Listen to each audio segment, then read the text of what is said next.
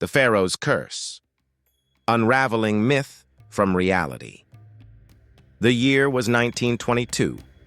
Howard Carter's discovery of Tutankhamun's tomb sent shockwaves across the globe, igniting an unprecedented fascination with ancient Egypt. But from the golden treasures and intricate hieroglyphs, a darker narrative emerged. The Pharaoh's Curse. A tale of vengeful spirits and deadly retribution, the curse quickly captured the public's imagination. But how much of this legend is rooted in truth, and how much is simply a product of sensationalism? Let's delve into the facts, separating myth from reality. The Pharaoh's Curse was largely a creation of the media, eager to capitalize on the public's fascination with the tomb. They wove a narrative of impending doom, turning ancient superstitions into a modern-day horror story. Ancient Egyptian tombs were not without their warnings. Inscriptions adorned the walls, filled with protective spells and stern pronouncements. But were these curses in the modern sense?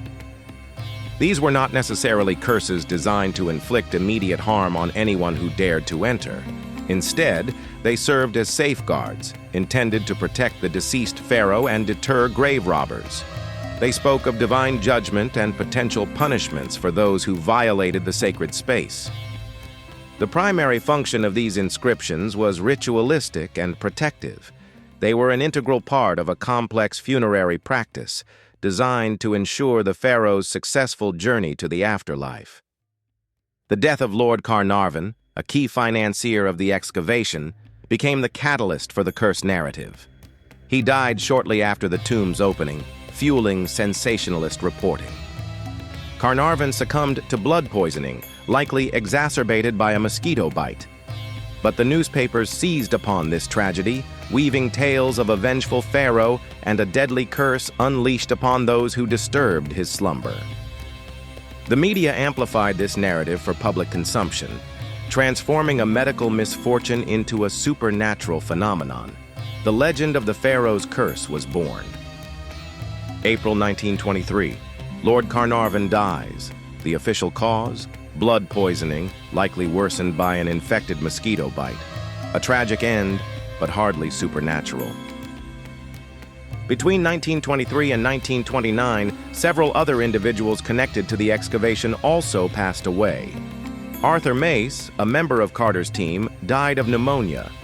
Prince Ali Kamel Fahmy Bey was murdered in London.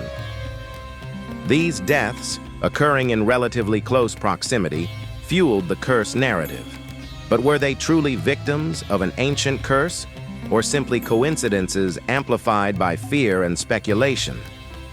Later deaths, often tenuously linked to the tomb, were attributed to the curse as well.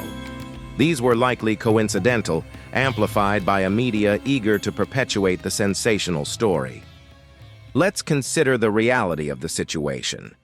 Tutankhamun's tomb had been sealed for over 3,000 years. The tomb environment contained harmful pathogens, including mold and bacteria. Exposure to these pathogens could have contributed to the illnesses and deaths of those who entered the tomb. The physical strain of the excavation, coupled with potential pre-existing health conditions, also played a role. These factors, often overlooked in the frenzy of the curse narrative, offer a more rational explanation for the events that unfolded. The Pharaoh's Curse became a powerful narrative, fueled by the media's insatiable desire for a captivating story. It transformed ancient Egyptian warnings into a modern-day horror tale. This sensationalized narrative overshadowed the scientific and historical significance of the discovery. It distorted the archaeological context of Tutankhamun's tomb. Dramatic voiceover, reading a fictional curse. Death shall come on swift wings to him that toucheth the tomb of the pharaoh. The media solidified the myth, perpetuating a sensationalized and inaccurate portrayal of ancient Egyptian beliefs.